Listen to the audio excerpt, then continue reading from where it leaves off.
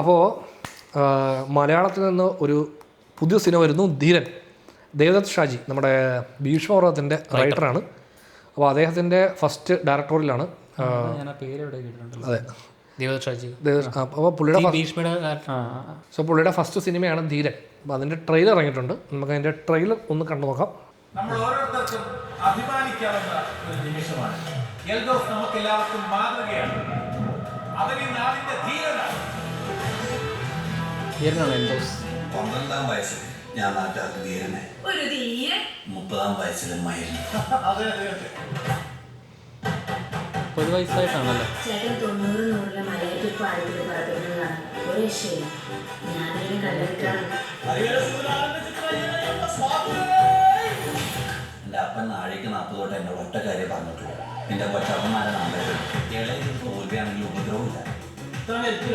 അല്ല, ഞാനിന്ന് വാട്ടർ അതോറിറ്റിയിൽ ആ കലവറത്തിന് അയാളൊന്ന് തരണം.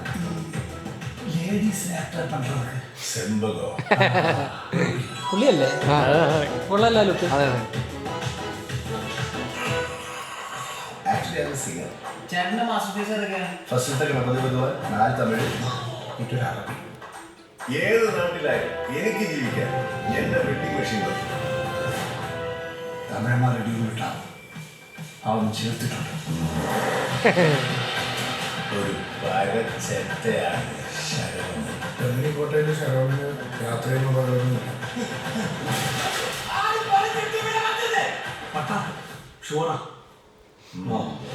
ഇനി ഒളിച്ചും പാത്ത് നിന്നിട്ട് കാര്യമില്ല, പേരടിച്ചോ. ധീരനെ കാണിക്കുന്നില്ല. അലീഷൻ ലോദാസ്, മുജീബ് മജീദ് മ്യൂസിക്. ആരാ തനിക്കറിയോ? ധീരനക്ക് ധീരൻ.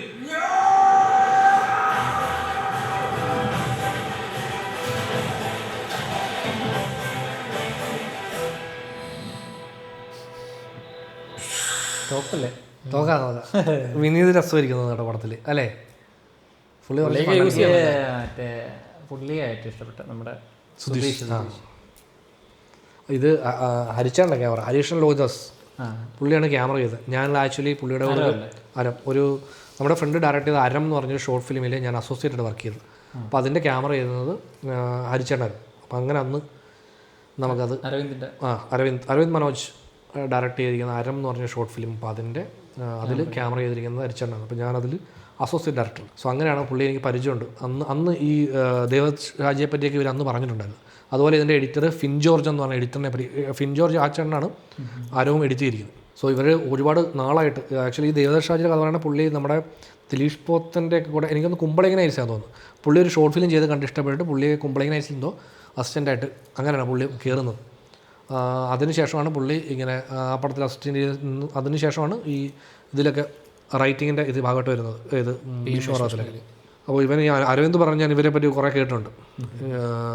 ഹരിച്ചാണ്ടോട്ട് നമ്മൾ വർക്ക് ചെയ്ത് പരിചയമുള്ളൂ. ഇപ്പോൾ ദേവദത്ത് ഷാജിയും ഫിൻ ജോർജിനെ ഞാൻ മീറ്റ് ചെയ്തിട്ടില്ല. ഹരിച്ചാണ്ടോട്ട് സെറ്റിൽ ഒന്നും ഉണ്ടായിരുന്നു. അപ്പം ഞാനായിരുന്നു പുള്ളിയുടെ കൂടെ ഉണ്ടായിരുന്നത്. അസോസിയേറ്റ് ക്യാമറ അല്ല, അസോസിയേറ്റ് ഡയറക്ടർ. അപ്പം എൻ്റെ ഡ്യൂട്ടി ആയിരുന്നു ആക്ച്വലി നെക്സ്റ്റ് ഷോട്ട് ഡിസൈഡ് ചെയ്യുന്ന പരിപാടി എൻ്റെ ആയിരുന്നു. സോ നമ്മൾ ഡിവൈഡ് ചെയ്ത ഷോർട്ട് ഡിവിഷൻ കഴിഞ്ഞിട്ട് അത് ആക്ച്വലി പ്ലാൻ ചെയ്ത് സെറ്റ് ചെയ്യുന്ന പരിപാടിയായിരുന്നു എനിക്ക്. ബേസിക്കലി അന്ന് അസോസിയേറ്റ് ഡയറക്ടർ, ചീഫ് അസോസിയേറ്റ്, അങ്ങനെ ഒരുപാട് ഓപ്ഷൻ ഉണ്ടല്ലോ. അപ്പോൾ അതിൽ ബേസിക്കലി എന്താ എല്ലാവർക്കും വരുന്നത് വെച്ച് കഴിഞ്ഞാൽ നമ്മൾ സിനിമയിലെ പോലെ അല്ല, നമ്മൾ ഷോർട്ട് ഫിലിമാണ് ചെയ്യുന്നത്. പക്ഷേ ഷോർട്ട് ഫിലിമിന് ആക്ച്വലി കുറച്ച് ബജറ്റ് ഉണ്ടായിരുന്ന ഒരു പക്ഷേ എല്ലാ പണി നമ്മൾ ചെയ്യണം. നമുക്കൊരു ടൈറ്റിൽ തരും. അങ്ങനെ എല്ലാ പണിയും ചെയ്യണം.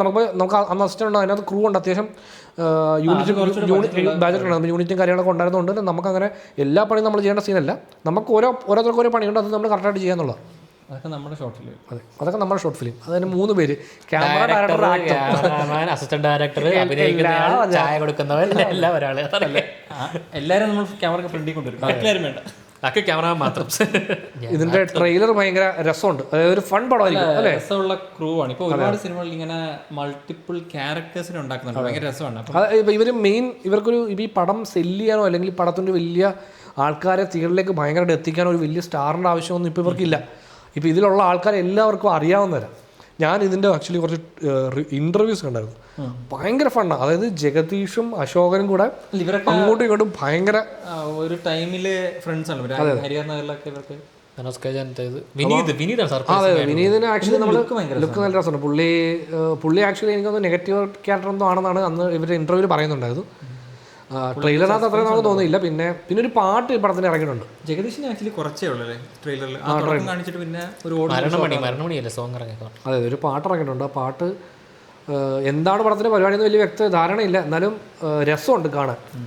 റിലീസ് ഡേറ്റ് പറഞ്ഞിട്ടില്ല അല്ലേ? എനിക്കിപ്പോൾ കണ്ടു വന്നത് ഒരു ബോഡി തമിഴ്നാട്ടിൽ നിന്ന് എടുക്കാൻ വേണ്ടി ഇവരെല്ലാം പോകുന്നത് എന്തോ സംഭവം ഉണ്ട്, അറിയില്ല എന്താ പറയുക. കാരണം ഇതിന്റെ ആദ്യം ഇറക്കിയ ഫസ്റ്റ് ലുക്ക് പറഞ്ഞ ഒരു വാനും ഇവരെല്ലാം കൂടെ വാനും ഇട്ട് നിൽക്കുന്നത്. സോ അപ്പോൾ ധീരൻ്റെ റിലീസ് ഡേറ്റ് പറഞ്ഞിട്ടില്ലെന്നോ അല്ലേ ഇതുവരെ? ഇല്ല പറഞ്ഞിട്ടില്ല. ജൂലൈ ആണല്ലോ. ജൂലൈ ഏതായാലും ഇപ്പോൾ അടുത്ത മാസം ആയല്ലോ. ജൂൺ കഴിഞ്ഞില്ലേ? അടുത്ത മാസമാണ്. അപ്പോൾ അടുത്ത ആഴ്ചയായി, അടുത്ത മാസമാണ്. അപ്പോൾ ധീരൻ വരട്ടെ. ധീരൻ എനിക്ക് ശരിക്കും കാണാൻ കുറച്ച് ഇൻട്രസ്റ്റിംഗ് ആയിട്ടുള്ള ഒരു സിനിമയാണ്.